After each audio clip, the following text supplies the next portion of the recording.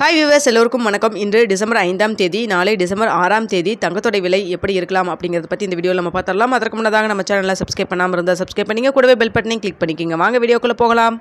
நம்ம இன்றைக்கி காலையில் சொல்லியிருந்தோம், இன்றைக்கி தங்கத்தோடைய விலை பெரிய அளவுக்கு மாற்றம் இருக்காது.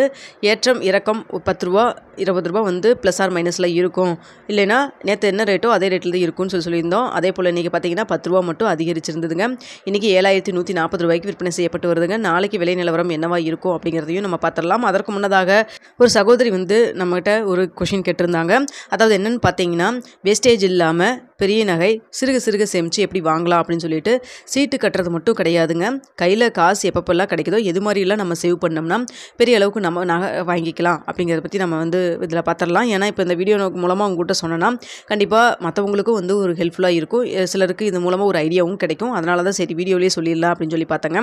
அதாவது பார்த்தீங்கன்னா, இப்போ உங்கள் கையில் எப்போ பணம் கிடைச்சாலும் அதை நீங்கள் உண்டியில் போட்டு வச்சுருந்தீங்கன்னா, நாளுக்கு நாள் கோல்டோட ரேட் ஏறுறப்போ நீங்கள் கடைசியாக சேர்த்து வச்சு நீங்கள் போய் வாங்கினீங்கன்னா கண்டிப்பாக கோல்டு ரேட் அதிகரிச்சிருக்கும். ஸோ அதனால் பார்த்தீங்கன்னா, நீங்கள் கையில் கிடைக்கிறப்பெல்லாம் கோல்டு காயினாக நீங்கள் வாங்கி வச்சுக்கோங்க.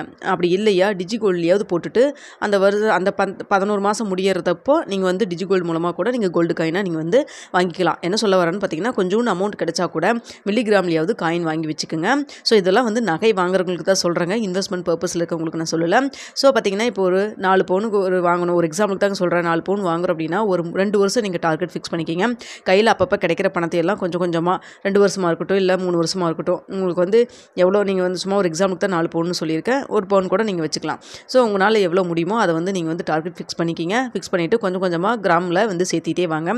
கடைசியாக கையில் உங்களுக்கு நீங்கள் கிடைச்ச டார்கெட் கிடைச்சோன்னே அந்த காயினை கொண்டு போய் அப்படியே கொடுத்து கடையில் வாங்காமல், இப்போ பார்த்தீங்கன்னா 11 மாதம் ஒன் டைம் இன்வெஸ்ட்மெண்ட் ஸ்கீம் இருக்குது இல்லைங்களா, அதில் போய் உங்களுடைய கையில் இருக்கிற காயினை டெபாசிட் பண்ணிட்டீங்கன்னா மறுபடியும் ஒரு 11 மாதம் கழித்து நீங்கள் நகையாக வாங்கிக்கலாம் வித்தவுட் வேஸ்டேஜில். ஸோ வேஸ்டேஜுக்கும் உங்களுக்கு பணம் போகாது. அதே போல் நீங்கள் நினச்ச நகையை வாங்கிக்கலாம். என்னென்னா நீங்கள் கொஞ்சம் பொறுமையாக இருக்கணும். அது மட்டும் இல்லாமல் கையில் கிடைக்கிற காசை நீங்கள் மிச்சம் பிடிச்சு அந்த காசை நீங்கள் கோல்டு காயினாக கன்வெர்ட் பண்ணி வச்சுக்கணும். பார்த்தா உங்களுக்கு இது ரொம்ப லாங் டேர்ம் இருக்கிற மாதிரி தான் இருக்கும்.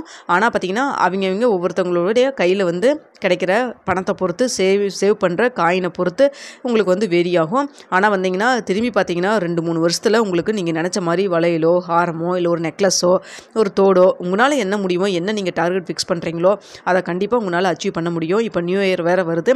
இந்த நியூ இயரில் கூட நீங்கள் இதை பண்ணணும், நியூ இயர்லேருந்து ஆரம்பிக்கணும் அப்படின்னு கூட நீங்கள் டார்கெட் ஃபிக்ஸ் பண்ணி நீங்கள் கூட ஒரு நகை வாங்கி சேமிக்கலாங்க.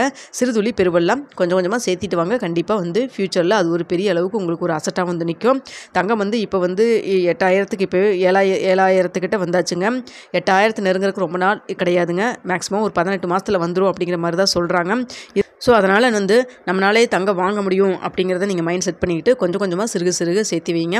இது கொஷினாக கேட்டிருந்த அந்த சகோதரிக்கு மட்டும் இல்லாமல் நம்ம சப்ஸ்கிரைபராக இருக்கிறவங்க உங்களுக்கு ஒரு சிலருக்கு இது மூலமாக சில ஐடியா கிடைக்கலாம். அதனால தான் இந்த வீடியோ மூலமாக உங்களுக்கு நான் தெரியப்படுத்துங்க.